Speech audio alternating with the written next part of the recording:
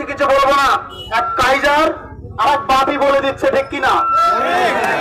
রাতের অন্ধকারে কাইজারের বাড়ি আঘাত করছো তোমরা, মানে তৃণমূল কংগ্রেস যে না করবে তার বাড়ি আঘাত করবে। ভাঙড় 2 নম্বর ব্লক, ভাঙড় 1 নম্বর ব্লকে 23 সালে তোমরা ভোট করতে দাওনি।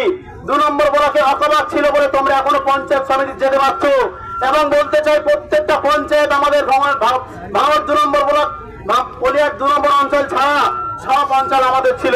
এই জন্য বলছি আজকে চণ্ডীহাট নয়, সারা পশ্চিমবাংলায় দেখবেন নওশাদ সিদ্দিকী বলে একটা ব্যক্তি 21 সালে কেউ চিনত না। তার আগে এই 4.5 বছরে টোটাল আমি একটা আর্টিকেল দেখছিলাম যে পশ্চিমবাংলায় রাজনৈতিক ফেমাস ব্যক্তি 2 জন আছে, একমাত্র মমতা ব্যানার্জি, 2 নম্বর নওশাদ সিদ্দিকী, সেটা 4.5 বছরে।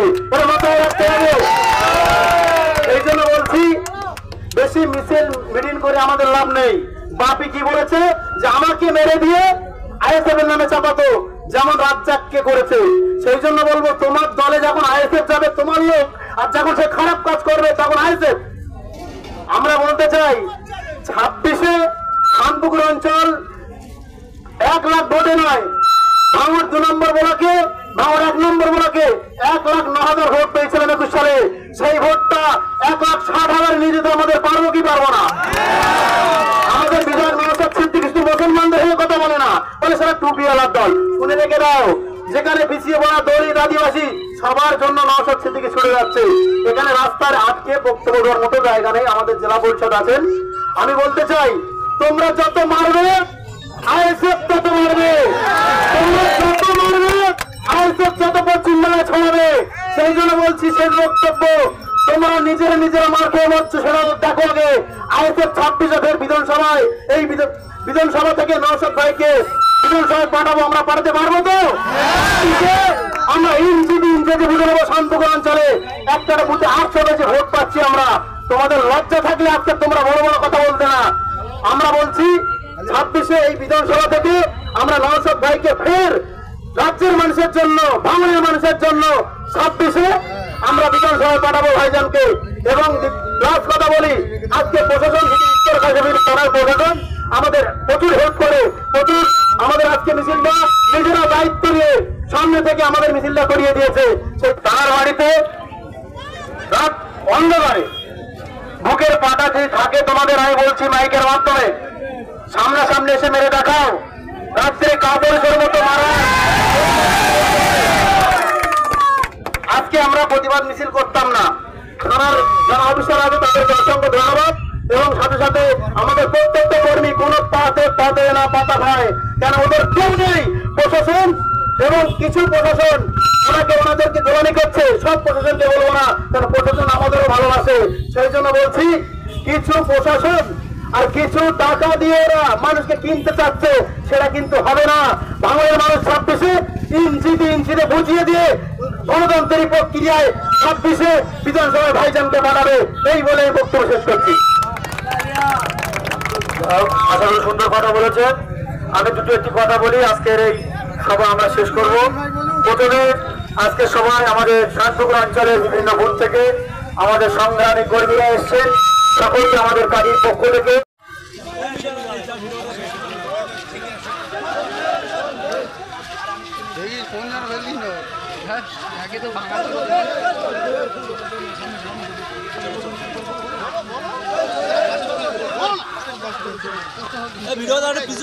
চলো না ক্যামেরাম্যান একটু পিছু চলো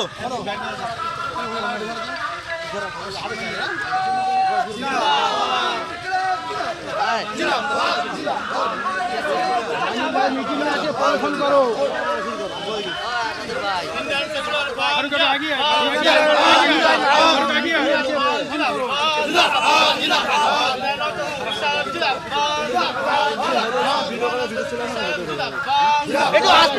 আস্তে হাঁটো ষোলো হয়ে যাও সংগ্রাম চলছে চলবে সংগ্রাম চলছে চলবে সাহেব সাহেব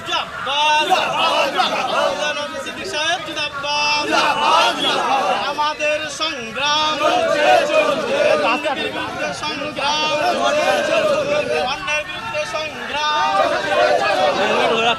সিদ্দিক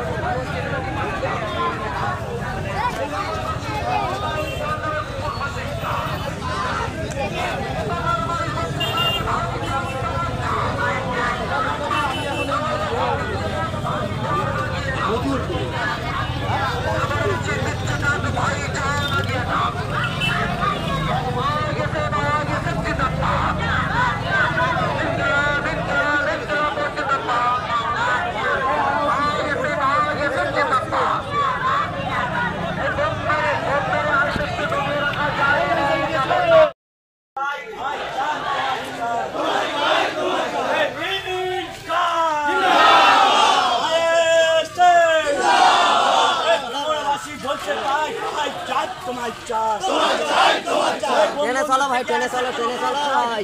লাল গেঞ্জি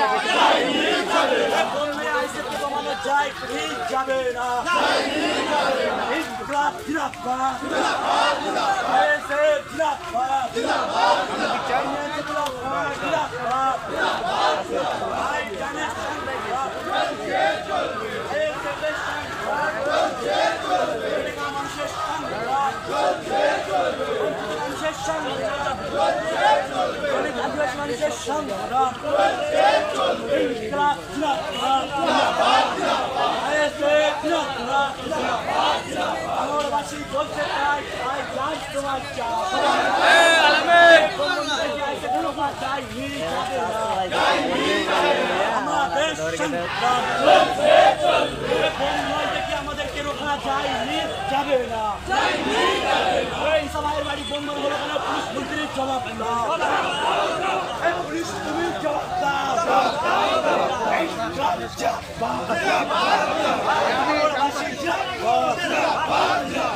আমার দেশ মিথ্যাকে ইতিহাসে আটকানো যায়, যাবে না, যাবে না। আটকানো যায়, যাবে না।